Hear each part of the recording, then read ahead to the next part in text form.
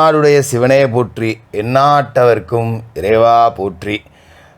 குரோதி வருடம் ஆனி மாதம் அப்படிங்கிறது தொடங்க போகுது. அப்போ ஆனி மாதத்துக்கு உண்டான ராசி பலன் அப்படிங்கிறத நாம் முன்கூட்டியே தெரிஞ்சு பார்த்துக்கிட்டோம் அப்படின்னா, இந்த மாதத்தில் இதெல்லாம் செய்யலாம், இந்த மாதத்தில் இதெல்லாம் செய்யக்கூடாது, இந்த கிரகம் நமக்கு சாதகமாக இருக்குது, இந்த கிரகம் நமக்கு சாதகமற்று இருக்குது, அப்போ அதுக்குண்டான மாதிரியான முடிவுகளை தான் நம்ம எடுக்கணும் அப்படிங்கிறத கொஞ்சம் நாம் அனுமானிச்சிக்கலாம். அதுக்குண்டான பலன் அப்படிங்கிறத நாம் ரொம்ப துல்லியமாக கணிக்கணும் அப்படின்னா, இந்த மாதத்துக்குண்டான கிரக நிலைகள் அப்படிங்கிறத பார்க்கணும்.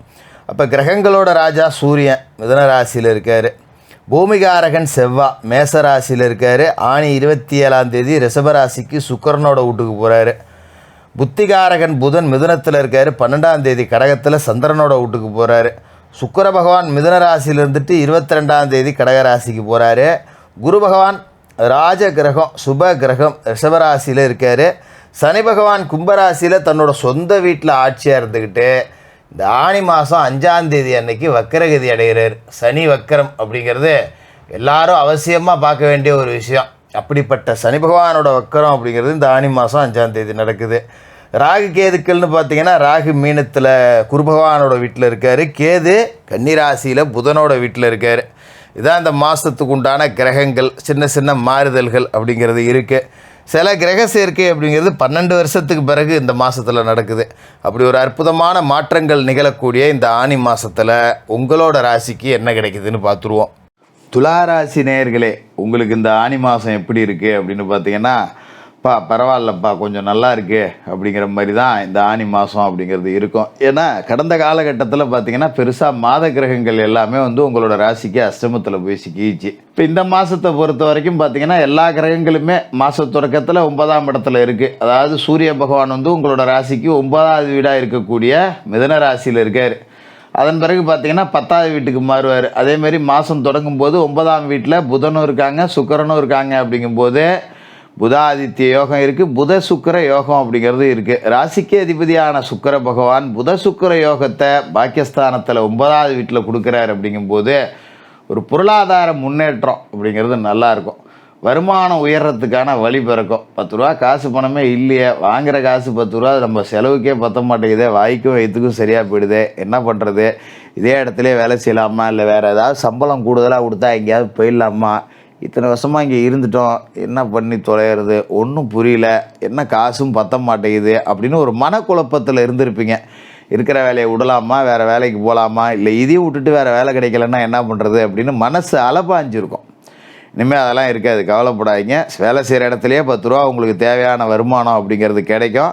அதுமாதிரி சில பேர் வேலை செஞ்சுக்கிட்டே பார்ட் டைமாக ஏதாவது தொழில் செய்யலாமா, இல்லை வீட்லேயே உட்காந்துக்கிட்டு ஏதாவது பகுதி நேரமாக ஏதாவது தொழில் செய்யலாமா அப்படிலாம் யோசிக்க ஆரம்பிப்பீங்க. அதுக்கான முயற்சி எடுத்திங்கன்னா இந்த மாதத்தில் அது எல்லாம் நல்லபடியாக கைகூடி வரும். அதுமாதிரி சுக்கிர பகவானோட சாதகமான அம்சம் காரணமாக வீட்டில் மனைவிக்கு ஏதாவது தொழில் வச்சு கொடுத்தீங்க அப்படின்னா அவங்க அதன் மூலியமாக 10 ரூபா வருமானம் பார்க்க வாய்ப்பு இருக்குது. ஒரு தையல் மிஷின் வாங்கி போகிறேன், வீட்டில் வச்சுக்கிட்டு ஒரு சாக்கெட்டை கிட்ட தச்சு 10 ரூபாய்க்கு பொழைச்சிக்க, இல்லை வீட்டில் ஏதாவது ஒரு தொழில் பண்ணு அப்படிங்கிற மாதிரி மனைவிக்கு சின்ன சின்ன முதலீடு பெருசாக கொண்டு போய் முடக்கக்கூடாது.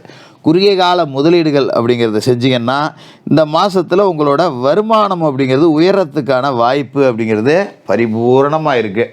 முக்கியமான ஒரு விஷயம், உங்களோட ராசியை பொறுத்த வரைக்கும் ராசிக்கு 4க்கும் 5க்கும் அதிபதியான சனி பகவான் இப்போ 5வது வீட்டில் இருக்கார். பூர்வ புண்ணியஸ்தானம், கெஞ்சினாலும் கிடைக்காத பஞ்சம சனி வக்கரமடைகிறாரு.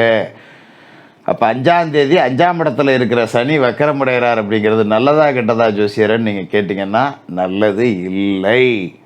நான் ஜோசியரா இப்படி சொல்கிறீங்க அப்படின்னு நீங்கள் கேட்கலாம். ஏன்னா குறிப்பாக இந்த 5ஆம் இடம் அப்படிங்கிறது புத்திரஸ்தானம். அந்த இடத்துல சனி வக்கரமடைகிறாருன்னா பிள்ளைகளால் பிரச்சனை வரக்கூடிய வாய்ப்பு, பிள்ளைகளால் மன நிம்மதி இழப்பு, பிள்ளைகளால் அலைச்சல், மன உறுதி குறையிறது, இதெல்லாம் கொஞ்சம் இருக்கும். அதுமாரி பிள்ளைகளால் உறவினர்களை பகிர்ச்சிக்கக்கூடிய வாய்ப்பு கூட இருக்குது. அதனால் கூடுமான வரைக்கும் பிள்ளைகளை கொஞ்சம் கட்டுப்பாட்டில் வச்சு வளர்த்துக்கிறது நல்லது. வெளியிடங்களுக்கு பிள்ளைங்களை அனுப்பிச்சிருக்கேன், அது அங்கே போய் இருக்குது, என்ன பண்ணுது ஏது பண்ணுங்கிறதெல்லாம் கொஞ்சம் கண்காணிக்கணும். ஒரு வெளியூரில் ஒட்டி படிக்க வச்சுருக்கேன், படிக்குதா இல்லை ஊர் சுற்றுதா, இதெல்லாம் கொஞ்சம் நாம் கண்காணிக்கணும். போகிற இடத்துல ஒரு தகராறை தூக்கிட்டு வர்றதுக்கு வாய்ப்பு இருக்குது, அதெல்லாம் கொஞ்சம் கவனமாக இருந்துங்க. அதுமாரி பிள்ளைகளுக்கு வரன் பார்த்து எல்லாம் பேசி முடித்து வச்சுருந்தீங்கன்னா கடைசி நேரத்தில் வரன் தட்டிக்கிட்டு போகிறதுக்கு வாய்ப்பு இருக்குது, அதுலேயும் கொஞ்சம் கவனமாக இருந்துங்க. உத்தியோகத்தில் மேலதிகாரிகளோட பகை அப்படிங்கிறது கொஞ்சம் அதிகமாக இருக்கும். நல்லா வேலை செய்வோம், ஆனால் நம்மளை பிடிக்கவே பிடிக்காது, கெடும்பான். எங்கே நம்மளை விட்டா அவன் இடத்துக்கு நம்ம போயிடுவோமோன்னு நம்மளை போட்டு அமுக்கணுன்னு தான் பார்ப்பாங்க. ஏன்னா அவங்கக்கிட்ட திறமை இருக்காது, உங்ககிட்ட திறமை இருக்கும். என்னடா அவன் நம்மளோட திறமைசாலியாக இருக்கான் அப்படின்னு சொல்லிட்டு அவங்களுக்கு ஒரு பொறாமை இருக்கும். அதனால் கூடுமான வரைக்கும் மேலதிகாரிகள் வட்டத்தில் நம்ம திறமைசாலி அப்படிங்கிறத அவங்கக்கிட்ட நிரூபிக்க முயற்சி செய்யாதீங்க. ஒரு கூட்டம் நடக்குது, ஆஃபீஸில் ஒரு மீட்டிங் நடக்குது, உங்கள்கிட்ட ஒரு கேள்வி கேட்குறாங்கன்னா கேட்ட கேள்விக்கு பதில் சொல்லணும். அது இப்படி சார், இது இப்படி சார் அப்படின்னு நாம் கொஞ்சம் முந்திரி கட்டையாக போனோம்னா நமக்கு பிரச்சனை தான் வரும். அதேமாரி மேல்மட்டத்தில் உள்ள அதிகாரிகளே ஏதோ ஒரு தப்பான முடிவு எடுத்தால் கூட பொது இடத்துல பேசாமல் அவங்க தனிமையில் சந்திச்சு, சார் இது மாதிரி சார், அது மாதிரி சார், 4 பேர் இருக்க இடத்துல பேசக்கூடாது தான் சார், உங்கள்கிட்ட தனியாக பேசுகிறேன், தப்பாக நினச்சிக்காதீங்க சார் அப்படின்னு சொல்லி எடுத்து பேசுனீங்கன்னா அந்த அதிகாரிகளோட நெருக்கம் உண்டாகக்கூடிய வாய்ப்பு இருக்குது. தேவையில்லாமல் நம்ம திறமையை காட்டுறதா நினச்சி பயிற்சி செய்ய வேண்டாம், அப்புறம் வேறு வேலை தேடுற மாதிரி ஆகிப்போவும். பார்த்துக்குங்க. சனிக்கிழமை விரதம் இருந்துங்க. சனி பகவான் வைக்கிறோம், அதை விட்டால் வேறு வழியே கிடையாது.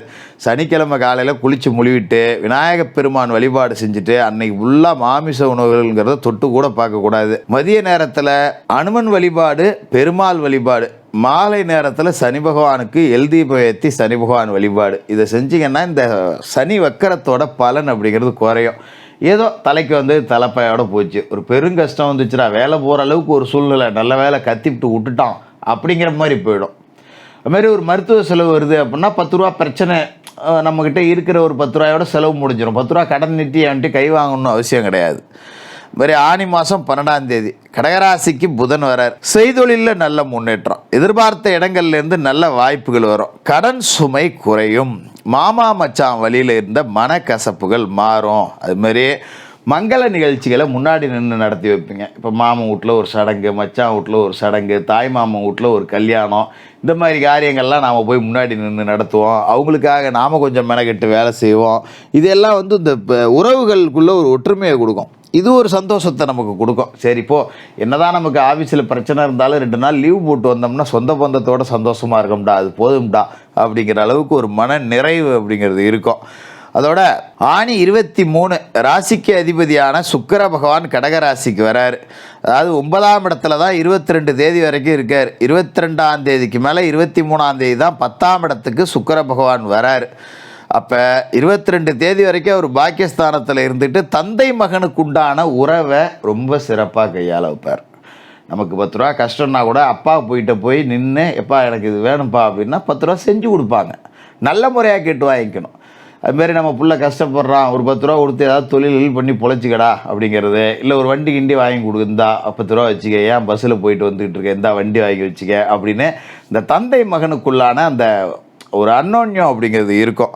23ஆம் தேதி அவர் 10ஆவது இடத்துக்கு வந்த பிறகு சொந்த தொழில் முன்னேற்றம் அடையும், பாக்கி வசூலாகும். விடிவு காலமே இல்லையே அப்படின்னவங்களுக்குலாம் ஏதோ ஒரு வாய்ப்பு கிடைக்கும். வேலை கிடைக்காம தவிச்சிக்கிட்டு இருக்கேன், எங்கே போனாலும் படிச்சுட்டு பையன் என்ன சும்மா இருக்கான், படிச்சுட்டு என்ன பையன் சும்மா இருக்கான்னு சொல்லி கேட்குறாங்க. அதனாலேயே நான் சொந்த பந்தத்தில் கல்யாணம் காட்சிக்கெலாம் போகிறதில்ல, பையனுக்கு கல்யாணம் பண்ணி வைக்கலான்னு கேட்குறாங்க, ஒரு வேலைக்கும் போக மாட்டேங்கிறான், எங்கே பொண்ணு பார்க்குறது அப்படின்னு நம்மளை சொல்லுவாங்க. இதெல்லாம் நமக்கு வந்து ஒரு சலிப்பு உண்டாகும். நான் என்ன வேலை கொடுத்தாடா போக மாட்டேங்கிறேன், நான் ஏறி இறங்காத ஆஃபீஸ் இல்லை, எவன்டா வேலை கொடுக்குறான் நான் போகிறதுக்குன்னு மனசுக்குள்ளே புளிங்க வேண்டியதான். அந்த மாதிரி இருந்தவங்களுக்கெல்லாம் படிப்புக்கு உண்டான வேலை கிடைக்கும், ஆடை ஆபரண சேர்க்கை இருக்கும், வெளியிடங்களுக்கு சென்று பெரிய அளவில் வெற்றி அடையக்கூடிய வாய்ப்பு அப்படிங்கிறதும் இருக்குது. இது எல்லாமே ரொம்ப நல்ல ஒரு அமைப்பு அப்படிங்கிறத கொடுக்குது. அதுமாரி ஆனி மாதம் 26ஆம் தேதி வரைக்கும் மேசராசியில் செவ்வாய் இருக்கார், ஆட்சி பெற்று உட்காந்துருக்கார். 27ஆம் தேதி ரிஷபராசிக்கு செவ்வாய் போகிறார். அதாவது 7ல் இருக்கிற செவ்வாய் 27ஆம் தேதி 8க்கு போகிறார். அப்போ நாம் 27 தேதி வரைக்கும் செவ்வாய் நமக்கு எந்த பிரச்சனையும் கொடுக்க மாட்டார், 7ல் தான் இருக்கார். கொஞ்சம் கணவன் மனைவிக்குள்ளே சின்ன சின்ன சண்டை சச்சரவு, கொஞ்சம் கோபதாபங்கள் அப்படிங்கிறத குறைச்சிக்கணும். மற்றபடி பெரிய அளவில் எந்த பிரச்சனையும் கொடுக்க மாட்டார். 27ஆம் தேதி அவர் அங்கே போய், அதாவது அஷ்டமத்தில் போய் உக்காந்தாருன்னா ஆரோக்கியத்தில் தொல்லை கொடுப்பார். வீட்டில் இருக்கிறவங்களோட ஆதரவே நமக்கு குறையும். நம்ம உடம்பு சரியில்லைன்னு படுத்து கிடந்தால் 1 ரூபா தண்ணி கொடுக்கப்பட்டானோ, இவன்லாம் ஆடின ஆட்டத்துக்கு படுத்து கிடக்கட்டும் 2 நாளைக்குன்னு விட்டுட்டு மனசுக்குள்ளே சந்தோஷம்தான் போட்டுக்குவாங்க. அதுமாதிரி பொது சொத்து, பூர்வீக சொத்தால் 28ஆம் தேதிக்கு மேலே வில்லங்க வரும். அதனால் அதெல்லாம் தூக்கி குப்பையில் போட்டுட்டு நம்ம விட்டு நம்ம வேலை விட்டுன்னு இருப்போம். சொத்தை பற்றியெல்லாம் இப்போ பேச வேண்டாம், அப்புறம் பார்த்துக்குவோம், என்ன இப்போ அதுக்கு அர்ஜென்ட்டு, இப்போ அதை விற்று தான் திங்க போகிறோமா அப்படின்னு சொல்லி அதை தூக்கி குப்பையில் கிடச்சிட்டு உங்கள் வேலையை பாருங்கள். வேறு எந்த பிரச்சனை அப்படிங்கிறதும் வராது.